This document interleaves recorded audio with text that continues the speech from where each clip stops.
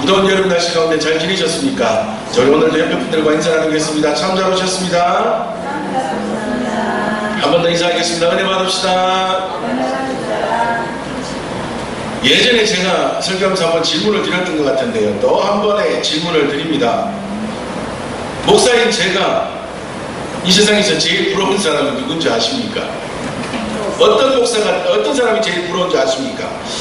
기도 많이 하는 목사님이 부러울까요? 저도 기도 많이 하면 됩니다. 돈 많은 목사님이 부러울까요? 하나님의 복을 주시면 언제든지 재정의 복을 누릴 수 있습니다. 그리고 마음껏 이웃을 섬기며 교회를 아름답게 이루어갈 수 있습니다. 이런 것은 하나님의 은혜로 언제든지 변할 수도 있고 받을 수도 있고 열심히 하면 바뀔 수 있는 겁니다. 그러나 아무리 노력해도 바뀔 수 없는 그 한 가지 때문에 저는 세상에서 제일 부러운 사람이 있습니다. 누군지 아십니까? 목사님이 아버지인 아들 목사님. 저는 그게 진짜 부러워요.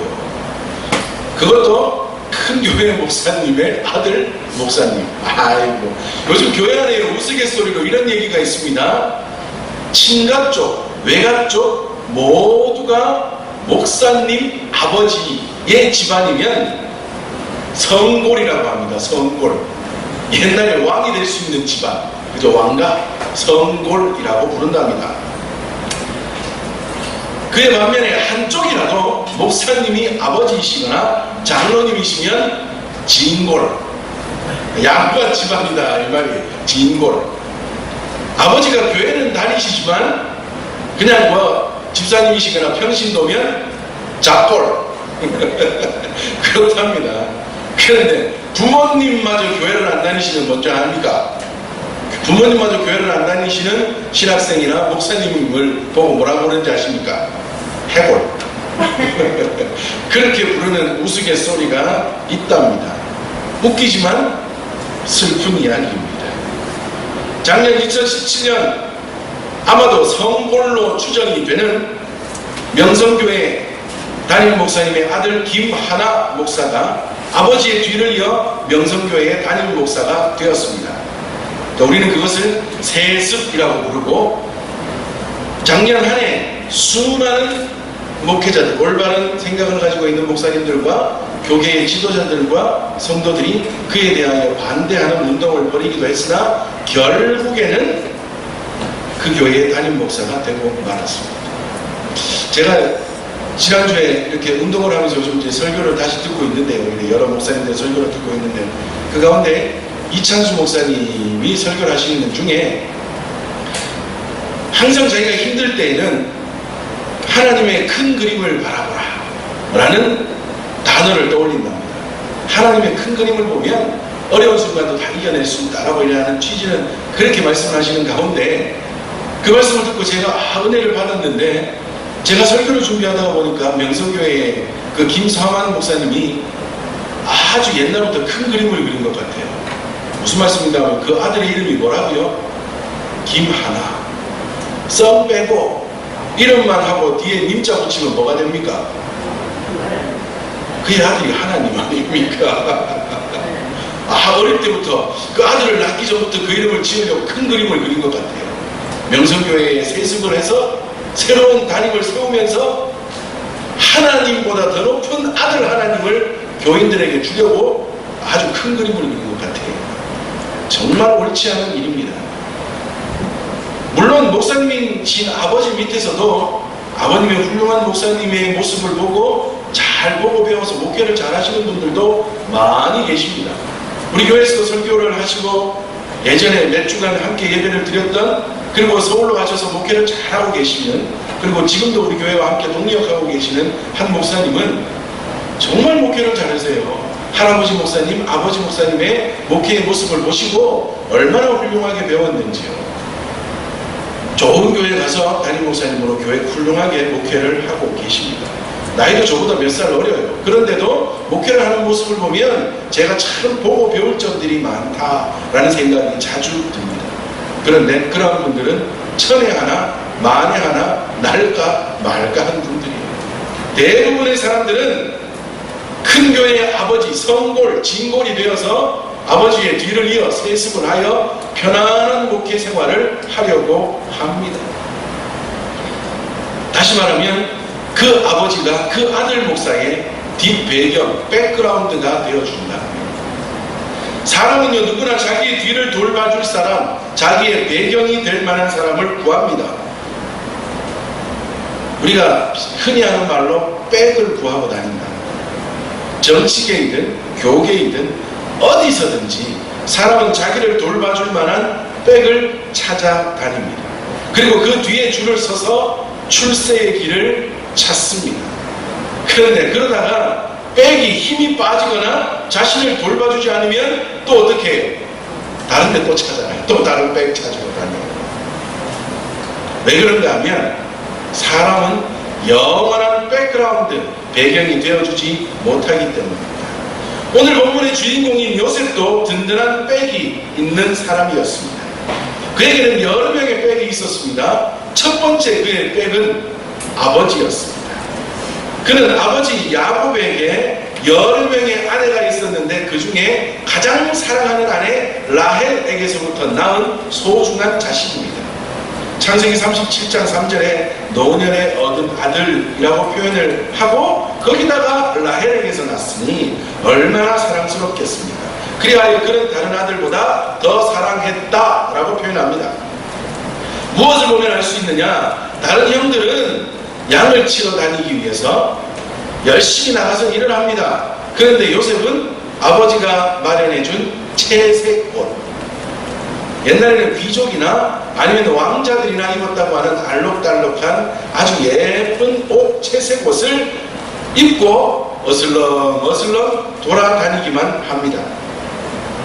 이 말은 무슨 말인가 하면 당시에 귀족이나 왕자들도 이 옷을 입었다는 말은 요셉 위에 10명의 형들이 있음에도 불구하고 나중에 야곱의 대를 이어서 그 가족의 후계자가 누가 될 수도 있다는 말이에요. 요셉이 될 수도 있다는 뜻도 내포되어 있을 정도로 아주 요셉은 야곱에게 특별한 사랑을 받는 사람이었습니다. 아버지가 그렇게 든든한 백이 되어주니 요셉은 형들에게도 함부로 대하는 아이였습니다. 형들이 잘못하는 일만 몰라서 아버지에게 고자질을 합니다. 그래서 어떻게 보면 야곱이 안 그래도 요셉이 마음에 드는데 형들이 일 제대로 안 하는 것도 자꾸만 일러다 주니 얼마나 더 마음에 들었겠습니까? 아마도 야곱이 노년에 얻은 아들이니까 형들과, 특히 큰 형들과는 나이 차이가 꽤 났을 거예요. 그럼에도 불구하고 함부로 대하거나 형들의 잘못을 아버지에게 고자질하는 일이 점점 더 많이 늘어났습니다. 왜 그럴 수 있었다고요? 백이 있으니까요. 믿는 구석이 있으니까요. 아버지가 든든한 뒷배경이 되어주니까요. 아버지가 입혀준 채색 옷을 입고 형들 앞에서 함부로 하는 아들, 동생 요셉. 거기다가 어느 날 요셉에게 꿈이 찾아옵니다. 2번이나 꿈을 꾸게 되는데 그 2번의 꿈을 요약하면, 쉽게 얘기하면 아버지를 포함한 모든 가족들이 요셉을 섬기게 될 것이라는 꿈입니다. 물론 이것이 창세기 42장 이후로 가면 현실이 됩니다. 그렇다 할지라도 그것에 대하여서 좀 조심하고 형들에게 말하는 데 있어서도 조심해야 될 터인데 요셉은 그 꿈을 가지고도 형들에게 달려가서 함부로 막 자랑하듯이 얘기합니다. 내가 꿈을 꿨는데 이렇게 된대요. 그랬더니 형들이, 야, 그러면 우리가 너를 섬기게 될 거란 말이냐? 아버지 엄마가 너 앞에서 절을 하게 될 거란 말이냐? 막 그렇게 얘기를 하니까요. 요셉은 내가 꿈 꿨는데 뭐, 형들한테 얘기해 주는데 뭐, 막 함부로 합니다. 그러니 형들의 미움은 점점 더 높아져만 간다고. 어쨌든 요셉이 이렇게 할 수 있었던 이유는 믿는 구석이 있기 때문에, 아버지가 그의 든든한 배경이 되고 있기 때문입니다. 더군다나 이 꿈에 대한 이야기를 했더니요, 창세기 37장 10절에 보면 야곱이 이 이야기를 듣고 요셉을 꾸짖기는 합니다. 그러나 11절에 보면 그 말을 마음에 간직해 두었답니다. 여기서 말하는 간직해 두다라는 말은 소중히 기억 속에 간직하다, 저장해 두다, 이런 말이에요. 이것이 꾸짖기는 하였지만 야 요셉 이 아이는 뭔가가 평범하지 않다라고 생각하여 나중에 어떻게 되는지 두고 보자라는 마음에 간직해 두는 것도 있겠지만 또 한편으로 보면 어떤 마음인가 하면 안 그래도 이쁜 자식이 꿈을 꾸어와가지고 아이고 나중에 훌륭하게 된다는 꿈을 꾸었다고 말하니 아버지의 마음은 어떤 마음일까요? 아따 그놈 안 그래도 이쁜데 더 이쁘네 라고 하는 편애하는 마음이 들어서 그 말을 마음에 간직해 두었을 수도 있다. 이처럼 야곱은 요셉에게 있어서 든든한 백이 되어 주었습니다. 그런데 여러분 사람 그를 뒤에서 봐주는 든든한 배경 영원하지 않더라고요. 그렇게 야곱이 요셉을 사랑하고 든든한 배경이 되어 주었는데 요셉이 가장 중요한 시점 형들의 손에 애굽으로 팔려가게 되는 그 시점에 야곱은 요셉에게 아무런 도움이 되어주지 못합니다. 창세기 37장부터 쭉 이어지는 12절부터 특히 형들을 만나는 순간부터요 긴 시간 동안 요셉이 그렇게 애를 먹는 모든 순간 가운데 야곱은 아무런 도움이 되지 못합니다. 도리어 반대로 뒤집어 보면 팔아버리는 요셉을 죽이려 하다가 결국에는 팔아버리는 그 자리로 요셉을 누가 보냈어요? 아버지가 보냈어요. 어떻게 보면 그 자리로 야곱이 요셉을 밀어넣었다고도 할 수 있다고요. 형들의 손에 요셉이 던져지고 죽음의 위협에서 억지로 살아나고 하는 그 모든 순간에 야곱은 요셉에게 아무런 도움이 되지 못했습니다. 그렇게도 든든한 백 같았던 그렇게도 든든한 뒷배경 같았던 야곱이 가장 위험한 순간에는 아무런 힘을 발휘해 주지 못했습니다. 그에게는 또 한 명의 백이 있었습니다. 창세기 39장에 그가 애굽으로 팔려가서 처음 살게 되었던 집 애굽의 친위대장 보디발이었습니다. 그는 신기하게도 노예로 잡혀온 아이 소년 요셉임에도 불구하고 그를 자기의 집의 가정 총무로 삼습니다. 그리고는 그에게 모든 일을 맡겨버립니다. 그런데 그렇게 지내던 어느 날 보디발의 아내가 유혹을 해오고 그 유혹에 넘어가지 않는 일로 인하여서 이 화가 난 보디발의 아내가 도리어 계략을 꾸며 요셉이 보디발의 아내를 탐하려 했다는 말도 되지 않는 그 죄를 뒤집어 씌워 요셉을 성범죄자로 만들어버리고 그 일로 인하여서 감옥에 갇혀버리고 맙니다. 이 일이 있기 전까지 보디발은 요셉에게 있어서 든든한 배경이었습니다. 요셉에게 있어서 든든한 백이었습니다. 그리고 여러분 요셉이 그 잘못을 하고 난 다음 어디에 감옥에 갇히게 됩니까? 보디발의 집 안에 있는 왕의 죄수들이 갇히는 감옥에 요셉이 갇힙니다. 이 말은 무슨 말인가 하면 왕궁에서 신분이 있는 사람들 왕의 신하들 중에 잘못한 사람들을 가두는 감옥이 보디발의 집 안에 있었다고요. 그런데 요셉은 왕의 신하예요? 아니에요? 아니에요. 왕의 신하는 아닙니다. 그런데 보디발이 요셉을 자기의 집안에 있는 그 감옥에 가두어 놓은 이유가 무엇인가 하면 많은 성경학자들이 말하기를 보디발의 아내, 전에도 한번 말씀드린 기억이 나죠? 보디발의 아내는 어떤 여자였다? 평소에도 행실이 별로 좋지 않았다. 멋있는 남자만 보면 꼬시려고 달려드는 그런 여자였다. 그래서 보디발은 늘 자기의 아내를 염려하며 지켜보고 있었다. 그래서 요셉과 그 사건이 일어난 상황도 알았다 몰랐다요? 알았다. 요셉이 잘못한 게 아니라 누가 잘못했다? 자기의 아내가 잘못하여 이런 일이 벌어졌을 것이다 라는 것을 보디발은 알았다는 거예요.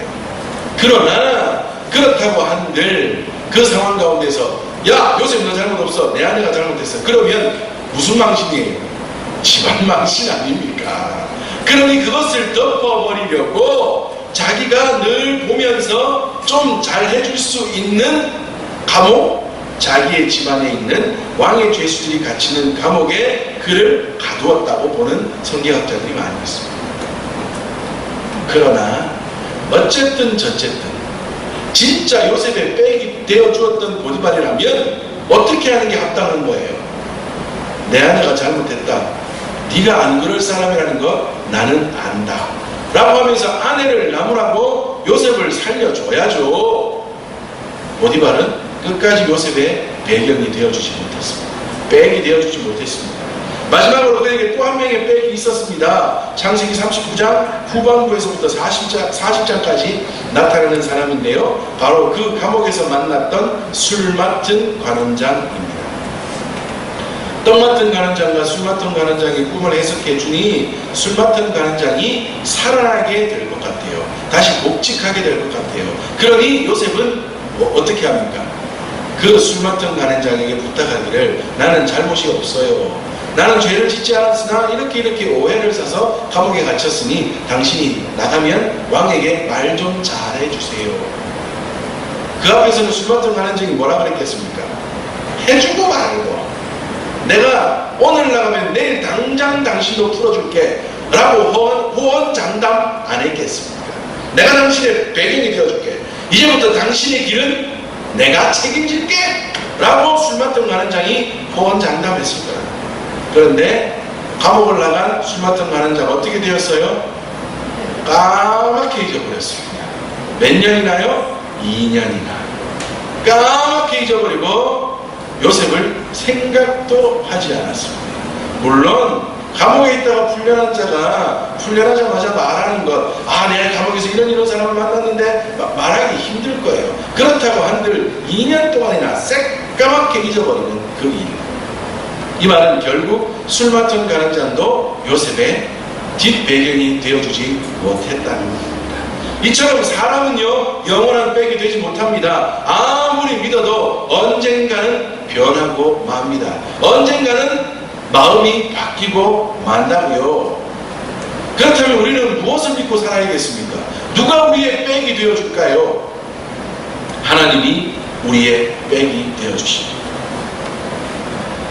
요셉의 생애를 보면요, 애굽의 총리 대신이 되기 전까지 너무나 힘든 순간들이 너무나 많이 있었어요.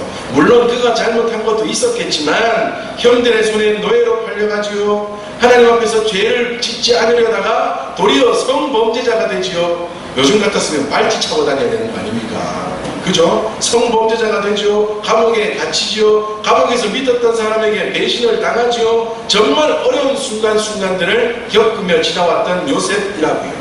그런데 이러한 어려운 순간들을 살아온 요셉의 생애를 따라다니는 단어가 있습니다. 창세기 39장 2절에요. 여호와께서 요셉과 함께 하심으로 그가 형통한 자가 되어. 여러분, 무슨 형들의 손에 노예로 팔려가는 자가 형통합니까? 아니, 여인의 유혹을 벗어나려고 했다가 성범죄자가 되어 발짓차는 인생이 되었는데 무슨 형통한 인생이냐고요. 감옥에서 믿었던 사람에게 배신을 당했는데 무슨 형통한 인생이냐고요. 그게 형통한 인생이 맞습니까? 형들의 손에 노예로 팔리는 자, 한 집에 가서 가정총무로 좀 잘 사는가 싶었는데 그의 아내의 유혹에서 벗어나려 하다가 도리어 성범죄자가 되는 신세, 감옥에 갇히는 신세, 감옥에서 믿었던 사람에게 배신을 당하는 신세가 된 그 사람이 형통한 사람이 맞습니까? 아니에요. 도저히 형통하다 말할 수 없습니다. 그런데 성경은 그가 형통한 사람이 되었다고 계속해서 말씀하고 있다고요. 도대체 이게 무슨 말일까요? 요셉을 따라다니는 또 하나의 단어가 있는데요, 손이라는 단어입니다. 처음에 그는 형들의 손에 잡혀 죽음의 위협에 처하게 됩니다. 그러나 루벤이 그들의 손에서 구하여 겨우 목숨만 살려냅니다. 창세기 37장 2절에요. 르우벤이 또 그들에게 이르되 피를 흘리지 말라. 그를 광야 그 구덩이에 던지고 손을 그에게 대지 말라 하니 이는 그가 요셉을 그들의 손에서 구출하여 그의 아버지에게로 돌려보내려 함이었더라. 형들의 손에 잡혀서 죽을 위협을 느낄 때 르우벤의 손이 겨우 그를 구하여 구덩이에만 빠뜨리자 하게 되는, 여하튼 형들의 손에 목숨이 이리저리 왔다 갔다 하는 신세가 된 요셉. 결국 형들의 손에서 누구의 손으로 넘어가요? 미디안 상인의 손으로 넘어갑니다. 그리고 미디안 상인의 손에서 보디발의 손으로 넘어갑니다. 손은, 성경에서 손은 뭐를 나타낸다고요? 능력을 나타냅니다. 다시 말하면 남의 손에 이리저리 왔다 갔다 한다는 말은 남의 능력에 이리저리 팔려다니는 신세가 되었다 이 말이에요. 그러니까 남의 손에 남의 능력에 목숨이 왔다 갔다 하는 요셉, 남의 손에 남의 능력에 모든 신세와 처지가 왔다 갔다 하고 이리 팔리고 저리 팔려가는 신세가 된 요셉 이 말입니다. 요셉은 자기에게는 아무런 권한이 없는 사람처럼 형들의 손에, 미디안 상인의 손에, 보디발의 손에, 감옥의 간수의 손에, 모든 사람들의 손에 의해서, 능력에 의해서 이리 왔다가 저리 갔다가 왔다 갔다 하는 비참한 신세가 되고 말았다. 그런데 나중에 보면요, 아니 성경 인간 요셉의 생 중간중간에 보면요, 그렇게 남의 손에 모든 운명이 갈릴 것처럼 보였던 요셉인데요, 그가 가는 곳마다 요셉의 손으로도 무언가 하는 것이 나타나는 것을 성경이 우리에게 말해줍니다. 창세기 29장 4절에 요셉이 그의 주인에게 은혜를 입어 섬김에 그가 요셉을 가정 총무로 삼고 자기의 소유를 다 그의 어디에 맡겨요? 손에 위탁하니. 6절에는 주인이 그의 소유를 다 요셉의 손에 위탁하고, 8절에 내 주인이 집안의 모든 소유를 간섭하지 아니하고 다 내 손에 위탁하였으니. 감옥에 가서도요, 22절에 간수장이 옥중 죄수를 다 요셉의 손에 맡김으로 그 재반 사물을 요셉이 처리하고 간수장은 그의 손에 맡긴 것을 무엇이든지 살펴보지 아니하였으니. 요셉의 인생이요, 이렇게 쭉 흘러오는 비참한 모습만 보면 남의 손에 잡혀서 남의 손에 의하여 모든 목숨과 운명이 이리저리 왔다 갔다 하는 사람처럼 보이는데, 보디발의 집에서도 감옥에서도 요셉의 손에 의해서 뭐가 나타나요?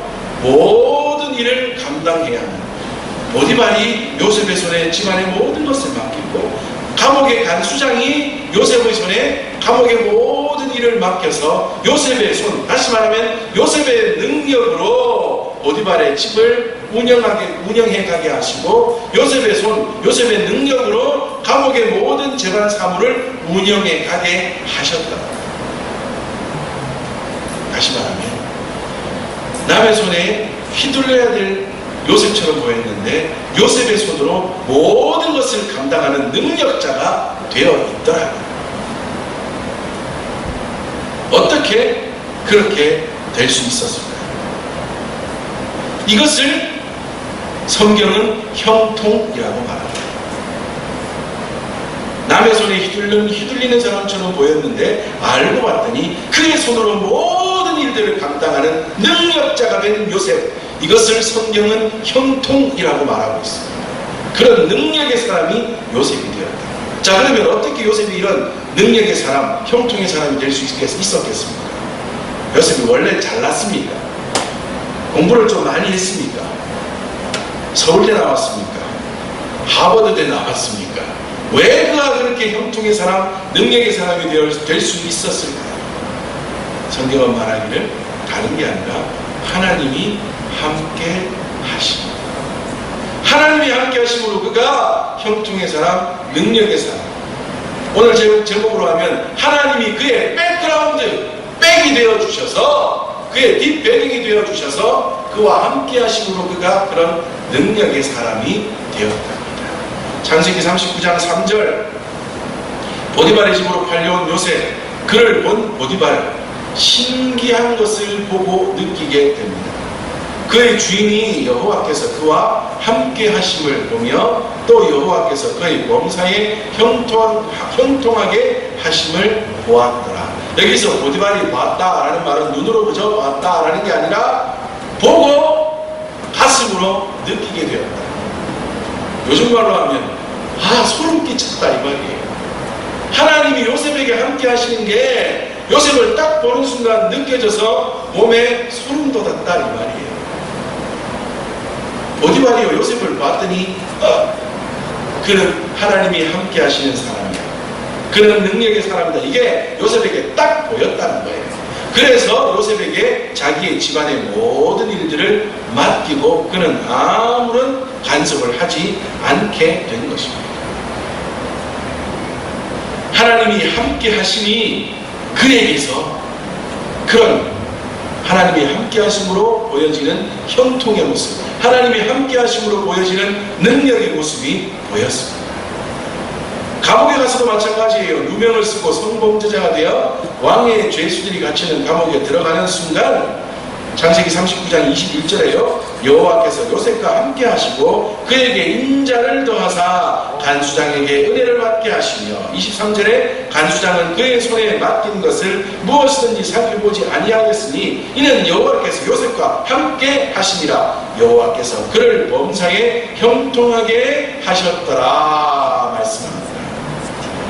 하나님이 함께 하시니 비참한 인생이 형통한 인생입니다.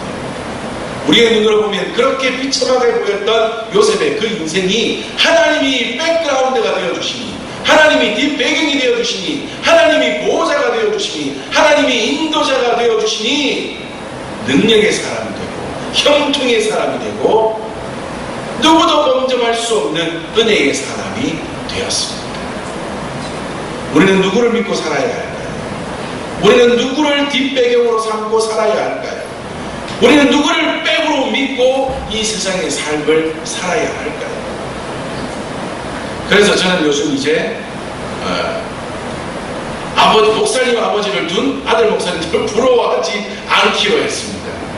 그보다 더 훌륭하신, 훌륭하다는 말로는 비교다. 그보다 더 능력에 온 우주 만물을 창조하시고 우리를 인도하시고 온 우주 만물을 운행하시는 하나님이 내 아버지십니다.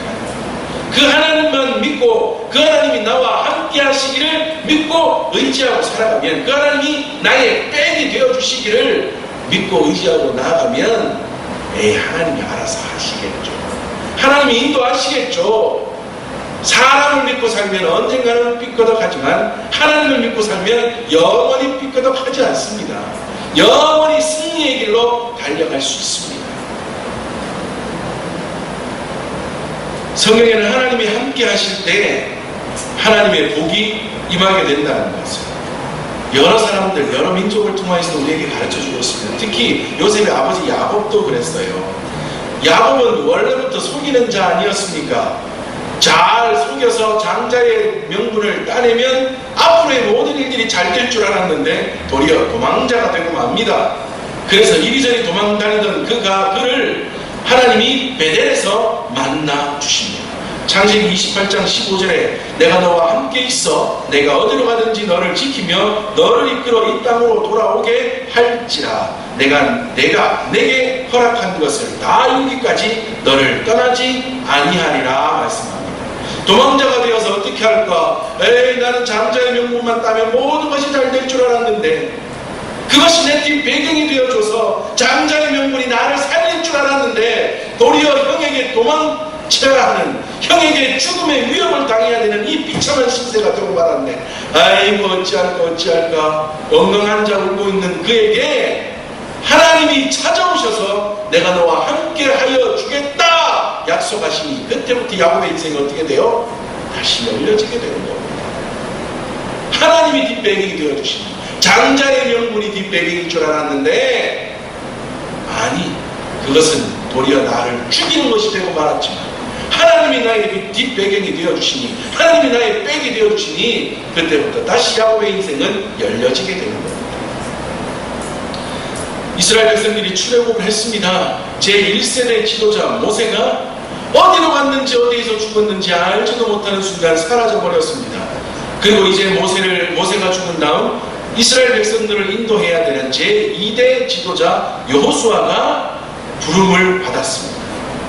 그런데 여호수아는 이제까지 할 수 있었던 일이라고는 모세를 따라다니는 일과 모세의 명령을 듣는 일이었습니다.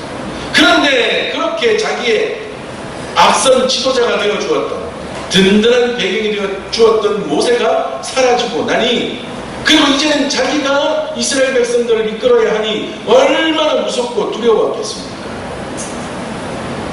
그런 성격이 있어요, 여러분. 뭐 일은 잘하는데요, 어디 가서 자기가 해야 될 일들은 잘하고 막 하는데 마음 자체는 소심한 사람들이 있어요. 제가 그래요. 제가 어디 가서 설교하라 그러면 설교는 막 하고 하는데요, 사람들 모인 데서 뭐 발표하라 그러고 질문하라 그러면 아직도 좀 못합니다. 아직도 좀 못해요. 무슨 세미나 가서도요, 궁금한 게 머릿속에는 막 바글바글 한데도, 자 지금부터 질문하세요 이러면 부끄러워서 질문 못해요. 소심해가지고 저도 질문 잘 못해요.